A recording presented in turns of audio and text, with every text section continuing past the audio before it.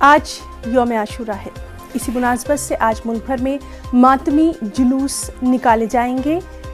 گزشتہ 2 برسوں سے کورونا کی وجہ سے عاشورہ کے جلوس برآمد نہیں ہو پائے تھے، لیکن اس سال حالات قدرے بہتر ہیں۔ ہر جگہ عاشورہ کے جلوس کی تیاریاں کی گئی ہیں، سیکیورٹی کے معقول بندوبست دیکھے جا رہے ہیں۔ آج کے دن حضرت امام حسین نے دین کی سربلندی اور حق و صداقت کی خاطر اہل بیت اور دیگر جانثار ساتھیوں کے ہمراہ جام شہادت نوش فرمایا تھا۔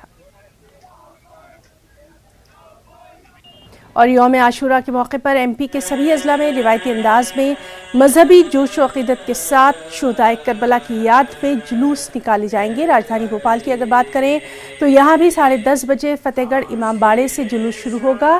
شہر کے مختلف راستوں سے ہوتا ہوا کربلا پر مجلس میں تبدیل ہو جائے گا۔ محرم کے ماتمی جلوس کے پیش نظر راجدھانی بھوپال سمیت مدھیہ پردیش کے سبھی اضلاع میں پولیس انتظامیہ کی جانب سے سیکیورٹی کے پختہ بندوبست دیکھے جا رہے ہیں۔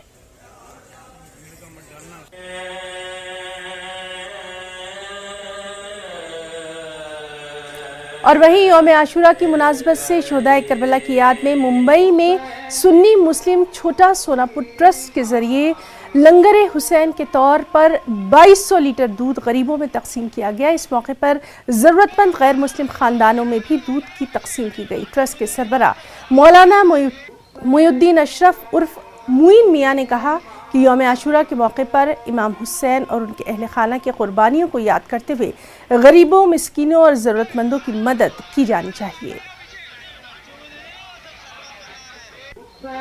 10 محرم عاشورے کا دن ہے، جس دن امام عالی مقام کی شہادت ہوئی تھی کربلا میں۔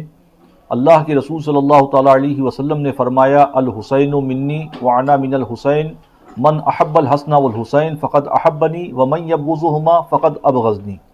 حسین مجھ سے ہیں اور میں حسین سے ہوں، جس نے میرے حسن و حسین سے محبت رکھی گویا اس نے مجھ سے محبت رکھی، اور جس نے ان سے بغض رکھا گویا اس نے مجھ سے بغض رکھا۔